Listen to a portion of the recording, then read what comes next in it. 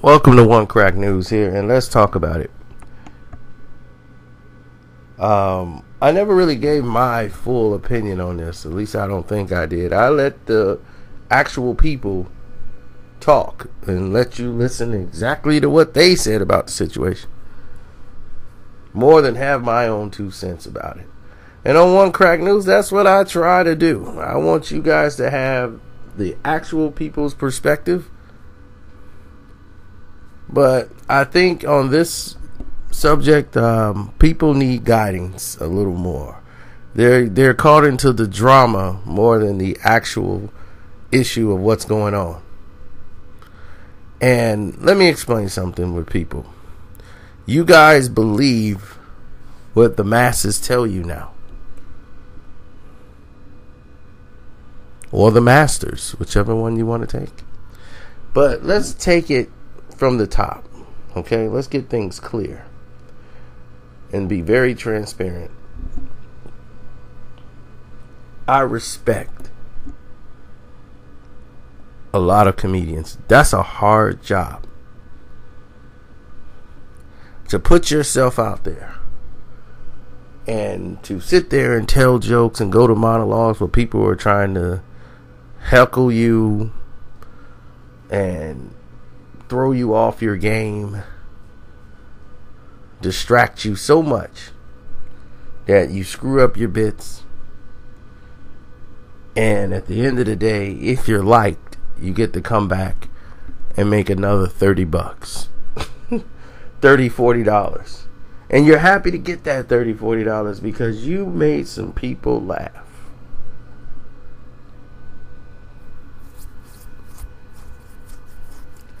Now, we have seen jokes recycled. We've seen people steal jokes. We've seen them take them, twist them. That has been in the comic circle for years. We've seen the same joke told 1,000 times. How many comedians we saw use the Donald Trump putting the wall up and who's he going to get to build the wall in Mexico joke? We've heard that about 6, 7 different comedians, right? From the biggest to the smallest. But somewhere in the world, somebody's never heard that joke and they laughed. And in each place that joke was told, people laughed. So when someone puts out a narrative on social media that a certain comedian isn't funny, he just isn't funny. And you see that echoed more and more and more and more. It becomes a domino effect, and they know it because of the way the social media works. And what they're trying to do is alter or damage or tarnish, even though they be like, oh no, I love them, no disrespect. Then why did you say it? Why would you say something as demeaning and as disrespectful in the craft of being a comedian? There's nothing more insulting to a comedian than someone telling you you're not funny.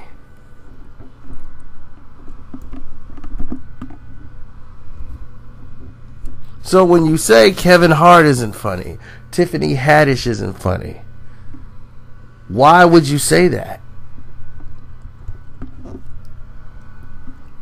And this goes back to my statement that sometimes if you don't agree with somebody who's black, sometimes you just have to stand out of their way and alter something, especially if they're doing something good with their craft.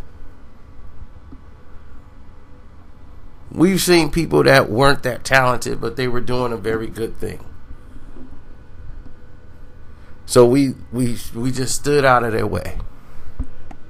Now, Colin Kaepernick, now let's be honest, he's not an outstanding quarterback. Okay, he's not Tom Brady. So why everybody screaming for him to get back in the NFL? Let's remember, Colin Kaepernick, he wasn't Tom Brady, Joe Montana, Michael Vick. He wasn't any of those guys. Once they figured out his play and forced him to throw the ball, he wasn't too effective. But his best years now, I believe, are behind him. You can't miss 2 years of football and then try to come back and you're going to be the same. But yet and still, we stood behind him, or people stood behind him, because of his cause. And he actually did some good things. So even if you didn't agree with what he was doing, he's not doing interviews. He's basically staying silent. But he's doing good things for the community, right? So you stand back. Kevin Hart has done nothing but the right things that a comic in his position should do. He's come back and tried to uplift those in the community or the comedy. He's donated money for charity. He's participated in all of these different drives. He's did wonders for the international market who didn't even want black films or movies they feel that have black starring characters to be shown, because they feel that there's a narrative that black films cannot make money internationally. Nobody wants to see them, so they don't even put those movies out there. You know how I know this more than anything? Because blacks, fans that I have from the UK, white fans that I have from England, Ireland, Switzerland, the Netherlands, they complained at the fact that they couldn't get these type of movies that they wanted to see, and they have to only see them when they come out on video, or they could stream it on the internet. They like the films too.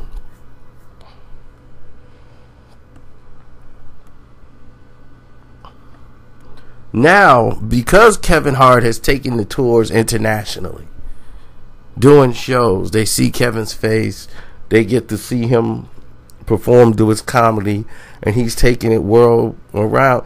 Now, people are feeling more comfortable putting a Kevin Hart movie into the movie theaters. And you know what? It's doing well. Because they've seen him come over there. Kevin Hart spent his own time being hands-on with the people. He'll go out there, do a live chat, and talk to people. He will actually go to movie theaters himself and sit with the people and watch the movie. He'll shake their hands and thank them for purchasing the tickets to go see the movies. He's very hands-on.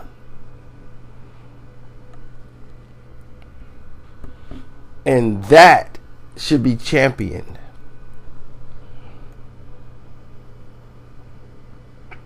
No one says Kevin Hart is a perfect person. He's not.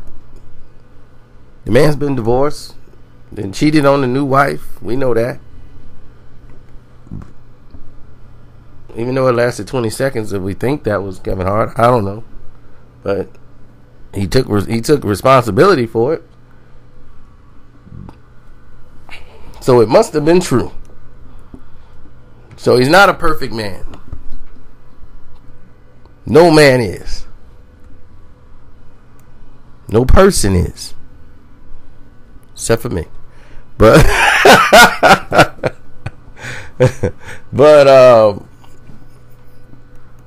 he's done a tremendous job, I think, as far as pushing the black comics forward. And if Tiffany Haddish is his first female artist he helped out to get this far, then so be it. And maybe it's Tiffany's job to bring up the female black comedians. Were there other black female comedians that's funnier, that probably could have deserved a shot? Sure. But does that mean that Tiffany Haddish, who got that character popular in that movie, Girls Trip,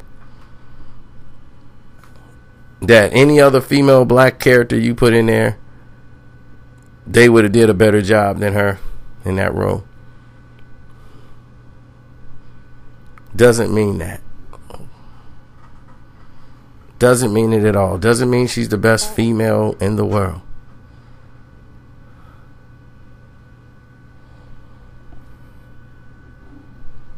As funny as Eddie Murphy is, Eddie Murphy wasn't the greatest comedian alive. But Eddie Murphy was funny. Not all of the movies he did was great. But you know what they said about Eddie Murphy? Oh, Eddie Murphy ain't funny no more. When Eddie was at the top, you know what they did? In his own community, black people, not knowing Eddie Murphy has done numerous from David Chappelle, Chris Tucker, not Chris Tucker, but it was Chris Rock. All these comedians, he go to the comedy clubs and he finds out and be like, that's the one. Keep your eye on him. Chris Rock, Dave Chappelle. He finds these comedians. They're funny.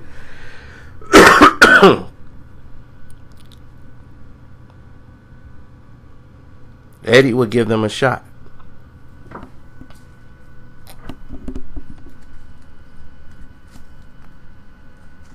Put them in his movies.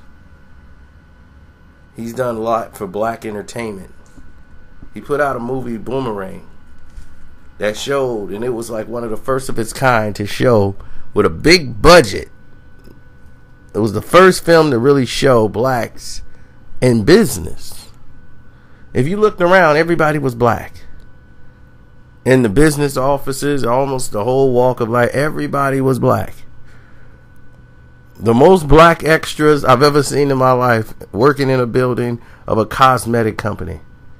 They weren't thugs. They weren't gangbanging. They all made great money. They all wasn't out there. They were put in a positive light for the first time. White America hated that movie. They wrote negative reviews about Boomerang.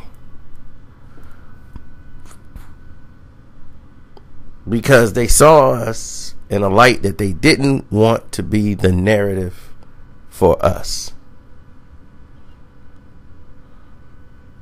It wasn't a black film. It was a great film. Boomerang was a funny movie. It was great. Martin Lawrence got a chance to shine and come out.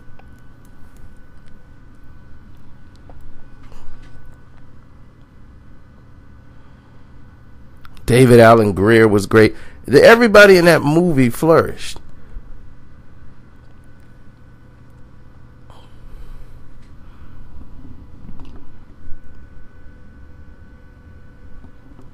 So I was very proud at the accomplishments that Eddie Murphy had did. So no matter what Eddie would do, we should support it. No matter what his extracurriculars might be, when he puts out a film, we should support it because he's done so much as far as a platform for black people, black comedians, black people in general, and comedians in general. Eddie should always be championed for that. No other comedian has made that transition,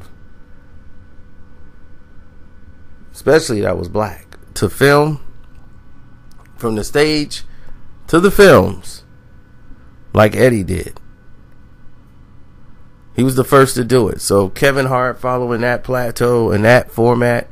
Bill Cosby, as great as he was on television, he never was a blockbuster movie star. He tried, and every time his movies would bomb.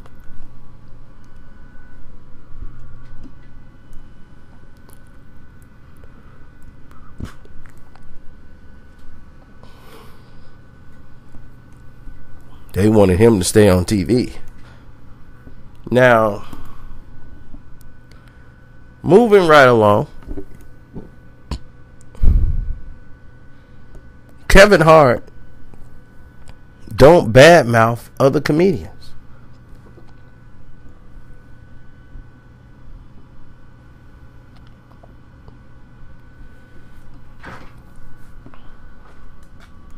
I saw Kevin Hart coming up.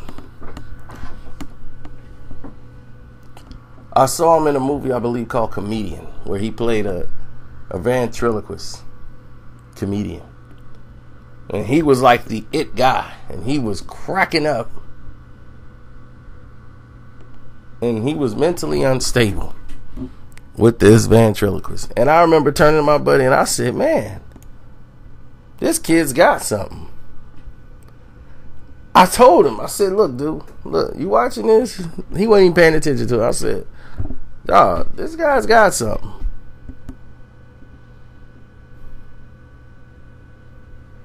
Like, and I meant range. There was an episode where he has a breakdown with the ventriloquist dummy. And I said, man, that guy's got something. Did I see all this? No.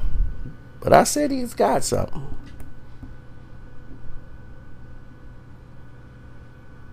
Because he went for it. You know, like, in that scene, he really went for it. And he probably said, no one ever seen this movie. No, probably 5-6 people probably gonna watch this movie. And I'm not even the star. And I think the star of the movie was Guy Torry, if I'm not mistaken. But anyway, he wasn't even the star.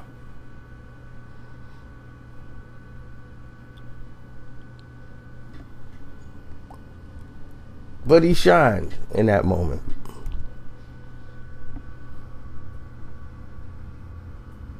In the movie 40-year-old version, in the X-rated version, the scene that he has with Romy Malco in the store, one of the funniest scenes in the movie, playing off each other. It was great work. And even if people, didn't like Night School. Night School's not that great of a movie. It's not bad. It's have its moments, but it's not like the movie is absolutely terrible. They have some jokes that missed their mark, but the narrative is out there. Oh, Kevin Hart isn't funny. And I hear that now from people. And I'm like, why? Where did you hear Kevin Hart isn't funny? And it's weird because these the same people who was like, Kevin Hart, man, he hilarious, when Laugh at My Pain was out. All the quotes, all of his gestures, everything he's talking about, and his jokes, everything you guys were quoting, he's not ready. All the things he was saying, all his mannerisms, everything Kevin Hart was saying, you guys were laughing at. So now I feel like Joe Pesci. How am I not funny? My job, ain't I here to amuse you? My God. Now I'm just, I run out of jokes? They pack up stadiums to go see Kevin Hart because he's not funny?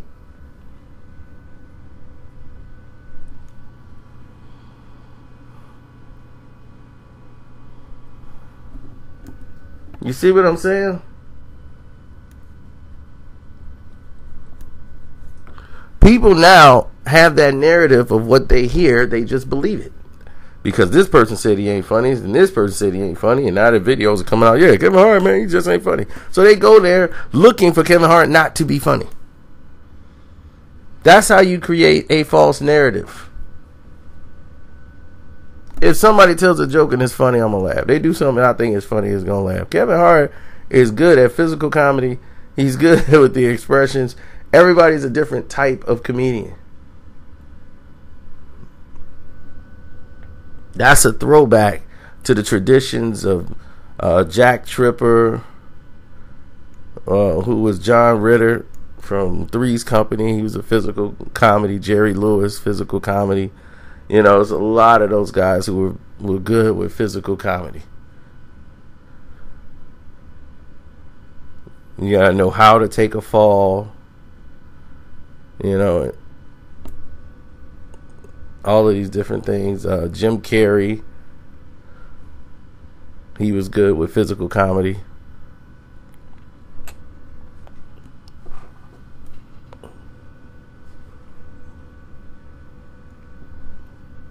Very expressive.